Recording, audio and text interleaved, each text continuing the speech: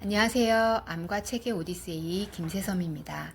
지난 회에 이어서 얼마 전에 은퇴하신 신경외과 교수님과 화상 미팅으로 들었던 이야기를 계속 해보도록 하겠습니다. Fly me to the moon. 저희가 되게 궁금한 것 중에 하나가 이게 인터넷에서 검색을 하면은 뭐 여러 병원 정보 사이트, 병 정보 사이트에서요. 세포종 평균 생존 기간이 12에서 14개월이다. 이런 충격적인 수치가 나오잖아요. 그러면은 저희도 그 평균에 해당하는 건지, 이게 개인차가 얼마나 있을 수가 있는 건지 이게 궁금했어요. 그거를 저희가 그 은퇴하신 신경외과 교수님께 여쭤봤죠. 어떤 답을 해주시던가요? 제가 그 답변에서 좀 기억에 남는 건 뭐냐면요. 네. 평균값은 미래값이 아니다. 네, 그러니까 평균값이라 함은 이런 이벤트들이 일어난 과거의 평균이잖아요. 네, 그래서 앞으로 점점 늘어난다 하더라도 이제 여기에는 반영이 안 된 것이다. 네, 그리고 이건 그룹 데이터다. 네, 그러니까 되게 많은 사람들이 이제 이 병에 걸렸을 테고 이제 사망했을 텐데 그 전체를 보는 거지 개인차는 들쭉날쭉하다. 네, 근데 그래서 당신이 얼마나 살지는 나는 모른다.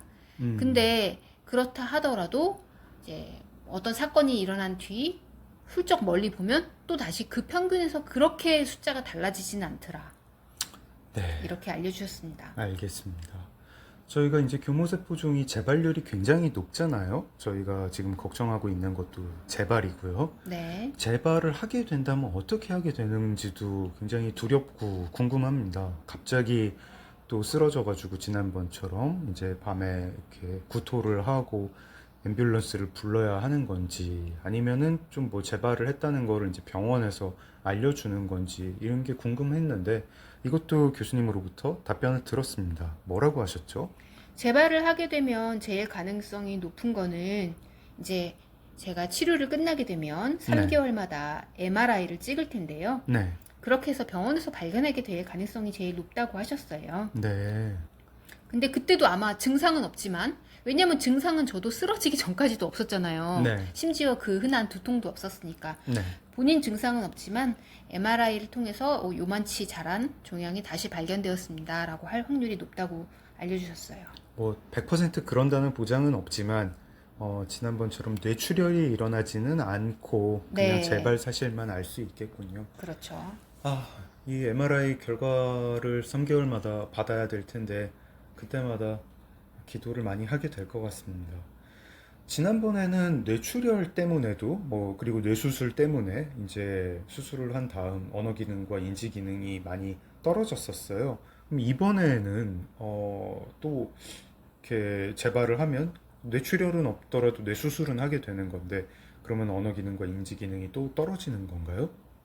어, 교수님은 사실 단호하게 말씀하시기를 수술 때문에 떨어지는 건 아니라고 하셨어요. 네, 그러면서 하신 말씀이 그러니까 이미 떨어졌기 때문에 병원에 갔던 것이 아니냐 그러시더라고요. 네, 수술을 하기 이전부터 당신은 어떤 약한 정도의 기억상실증과 언어 기능이 이미 없었어요. 그래서 네, 119를 타고 간 거잖아요. 네, 그리고 수술 이후에 지금 뭐 그런 것들도 별로 없고 수술 때문은 아닐 거라고 말씀을 하셨는데 네, 이제 저도 어떤 부분에선 동의하고 또 어떤 부분에선 좀 동의가 되지 않았던 것이 그 수술 때문은 아니라고 하신 거는 이제 본인이 아무래도 의료인이시기 때문에 네, 수술 때문입니다라고 말을 하시기는 좀 어려운 상황일 수도 있다는 생각도 들었고요. 네, 또 두 번째는 저의 이 병은 뇌에 있는 병인데 네, 뇌에 있는 종양 자체를 아주 정교하게 그것만 딱 제거하기가 어렵잖아요. 네, 주위에 있는 정상적인 세포들, 정상적인 부위까지 건드릴 수밖에 없기 때문에 그것만 쏙쏙 이제 정말 제가 죽이고 싶은 그 종양 세포들만 죽이는 것이 어려워서 그 분야를 아주 조금만 건드렸는데도 네. 어떤 저의 언어 기능, 인지 기능이 많이 파괴될 수가 있는 거죠. 아, 이게 뭐 침균한다고 하잖아요. 네. 그 교모세포종 세포가 막 이렇게 스며들듯이 그렇게 정상 조직에 스며들듯이 이렇게 되나 봐요. 그래가지고 그거를 제거하기가 아주 힘든가 봅니다.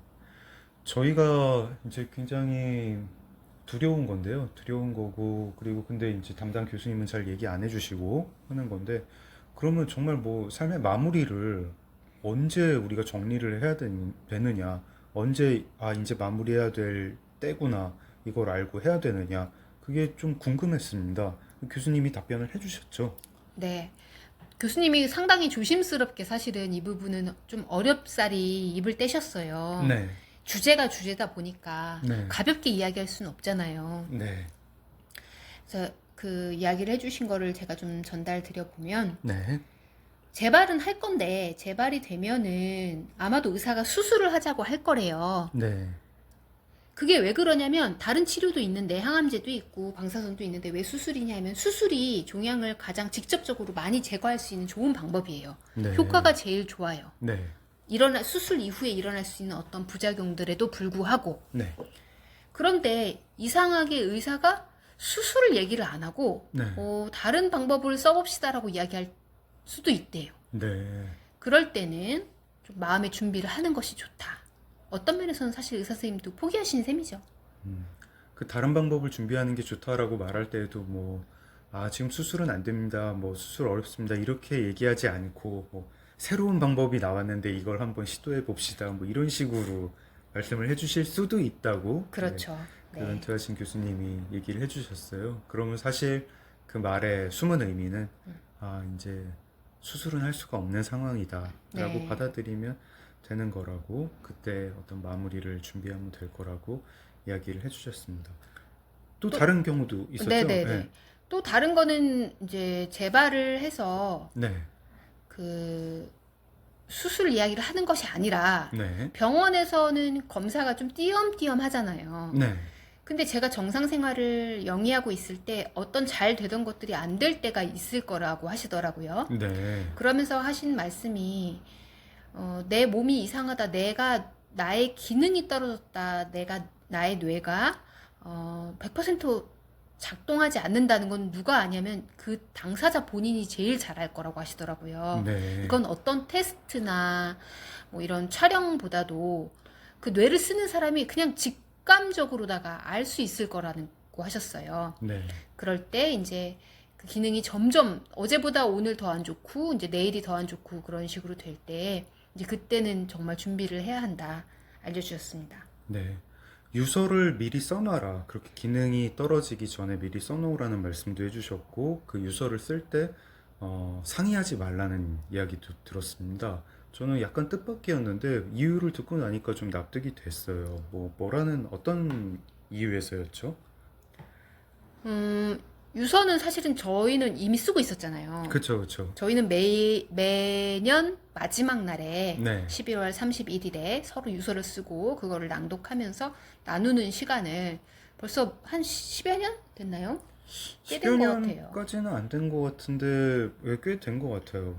10년 됐나? 네. 교무세포종 발병이랑 상관없이 저희는 그렇게 네. 부부가 유서를 서로 쓰고 녹음하고 그러고 있었죠. 그래서 저도 이번에도 유서를 이미 써놓은 게 있거든요. 네. 불과 작년 12월 31일에. 네. 그래서 근데 그거는 진짜 죽음을 제가 막 맞닥뜨려서 쓴 게 아니기 때문에 어느 정도 모호함도 있거든요. 네. 그래서 그거를 좀 정교하게 한 다음에 가족 모임에서 발표를 좀 미리 할까 생각도 했었어요. 네.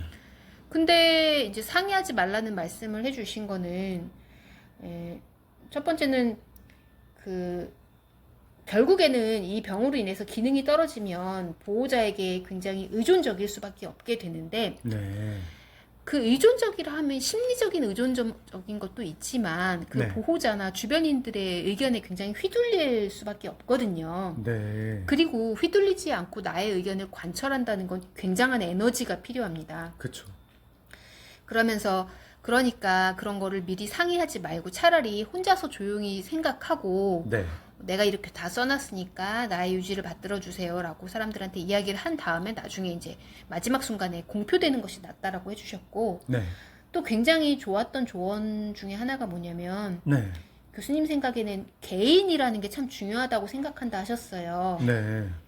우리가 개인으로 산다는 거가 굉장히 그런 말은 많이 듣잖아요. 한국 사회는 뭐 집단주의가 강하다, 단체의 힘이 너무 강하다. 근데 그럼에도 불구하고 우리가 이제 이런 중요한 결정들을 내릴 때는 네. 과연 나라는 사람은 어떤 사람인가, 나는 무엇을 원하나 이런 거를 생각해 보는 게 좀 좋을 것 같습니다. 네. 유서를 쓴 다음에 미리 공개하지 말라. 저희는 원래 이제 가족들한테 발표하려고 그랬는데 그러지 말라는 말씀도 하셨습니다. 이유가 뭐죠?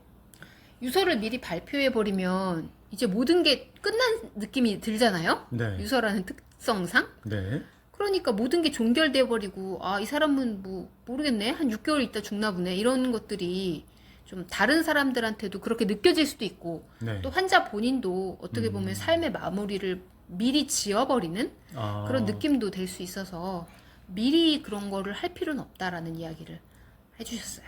써놓긴 하되 미리 발표할 필요는 없고 네. 그다음에 이제 최선을 다해 살면서 어떤 시점이 오면은 그 유서를 공개를 뭐 하는 뭐 그런 순서를 생각하면 되겠네요. 네. 지금 유서를 그래가지고 이 조언을 들은 다음에 뭐 혹시 쓰기 시작하셨나요? 아니면 쓰셨나요? 아니요, 지금은 전혀 쓰지 않고 있습니다. 지금 요즘은 병원 다니기 바빠가지고 네. 아무것도 못하고 있어요. 알겠습니다. 병원 다니고 팟캐스트 녹음하느라 바쁩니다. 네. 네. 그럼 오늘 방송 여기서 마무리를 하겠습니다. 제가 교수님과 했던 대화들이 좀 여러분들에게도 작은 도움이나 팁이 됐으면 좋겠다는 마음이에요. 지금까지 암과 책의 오디세이 김세섬이었습니다. 좋아요, 댓글, 구독 감사합니다. Stand by me. Stand by me, Darling, darling, darling.